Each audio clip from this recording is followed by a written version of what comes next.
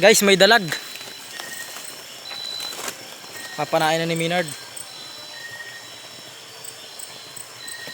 Huli. Tuwa mo pre. Dali. Nice one pre. Tuhog na tuhog.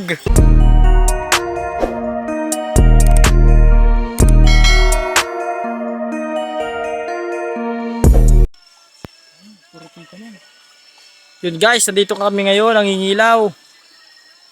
Kasama ko si Maynard. Okay, shout out. Shout out sa'yo pre. Okay. Anong meron? Ang pare. Laki. Ayo, sige pre, dali mo na. Pero man ng paano mo pre? Meron tayong tinidor dito. Tinidor ano? Oo. Ano pag sumuglay ko pare? Dali. Pare. Ulit lang. Baka ya para iluno. Wasak na pare. Ah pucha, nice one, nice one.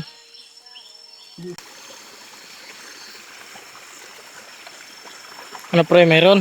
Meron pare. Ano pre?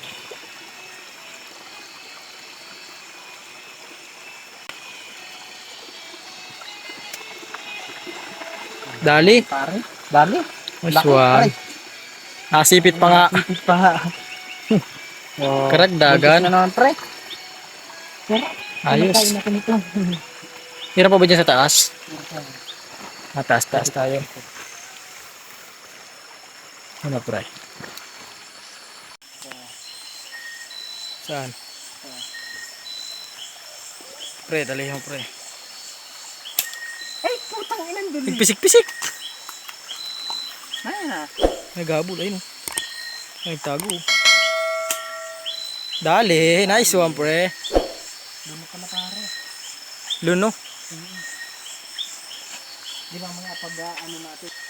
Yun guys, may nakita si Maynard. Gilid. Kita mo? No.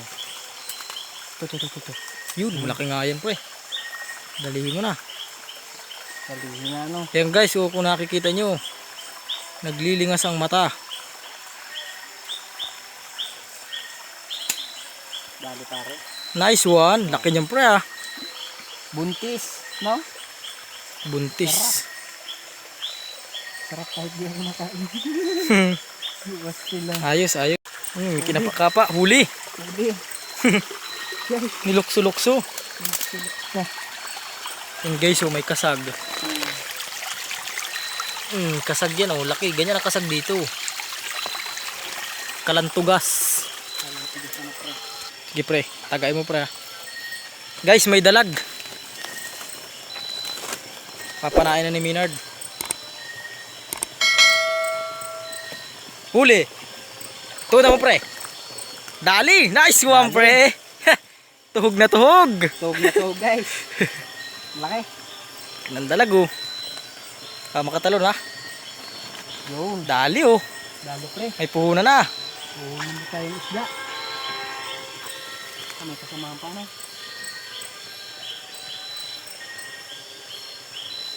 Dali kayo.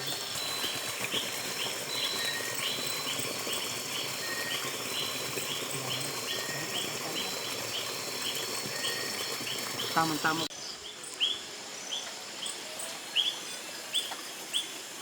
Ano pre? Gamain ko na lang kaya. Ikaw sige gamay mo pre. Isa lang ano yan. Ayan po. Kinukuha ni Maynard. Makunan. Sige pre. Ka nagsuksok sa layak. Maka. Diyan lang yun. Ganyan pre, nagsuksok sa ano, putik.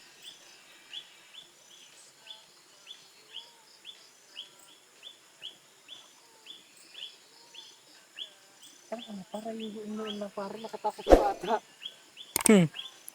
Suksok yan sa putik.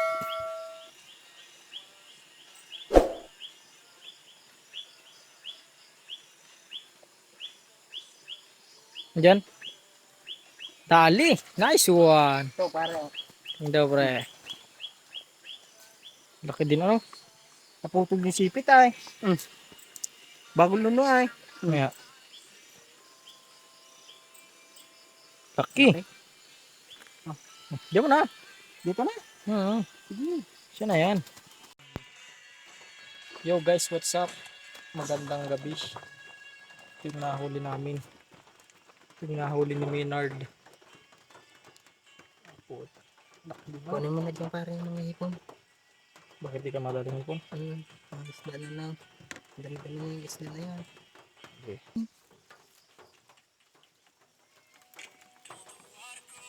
Okay. Yan na, okay na pare. Dalaghito. Sige. Hello guys, sa part naman na to ay nakauwi na ako sa aming bahay. Ayan, medyo malayo po kasi yung bahay ko doon sa bahay nila Maynard. So sa part na to guys ay lalagyan na natin ng asin yung baunan. Bakit nilalagyan ng asin yung baunan? Para kung sakasakaling walang maglilinis ng inyong huli o ng isda, ayan mga hipon, makakatulong ang asin para mapatagal pa yung kaayusan ng hipon. Kumbaga ay para hindi pa maagok, umabot pa ng kinabukasan yung inyong huli. At hindi masira. Ayan, nagulaptik pa yung isa, tumalon pa. Gusto pang bumalik sa tubig. Ayan, tawag niyan dito sa amin ay gangawan. Ayan, mga malalaking hipon. So, nakahuli nga pala ako dito ng isang palos, guys. Ayan, kung nakikita nyo naman. Gabati rin na yan. So, ayan, buhay pa. Inisa-isa ko ng isalin yung ating mga hipon. Yan, ihiwalay dun sa mga isda. By the way, isa lang pala yung dala ko dyang isda kasi yung ibang isda kong nahuli is binigay ko dun kay Maynard. Pinalit pala. Nakipagpalit siya sa akin. Yung ibang mga hipon na nasa kanya ay pinalit niya sa akin dahil hindi siya kumakain ng hipon. So ayan, nilagyan ko na rin ng asin yung lalagyan ng palos. At para hindi rin maagok o masira. Kasi sobrang antok ko na rin yung time na yan. At napaagap nga lang yung uwi namin dahil kami ay inulan sa bundok. So kapag nagpatuloy kami, malalagyan ng tubig yung flashlight namin. So baka mag-grounded, lalong mahirapan kami sa pag-uwi. At isa pa, kaya nakauwi rin kami ng maagap dahil kaunting ulan lang, napakalabo na sa mga maliliit na sapa. Pinapasok namin yung mga maliliit na sapa dahil dun yung maraming laman na hipon. At nga pala guys, abang-abang po tayo sa part 2 ng video na to.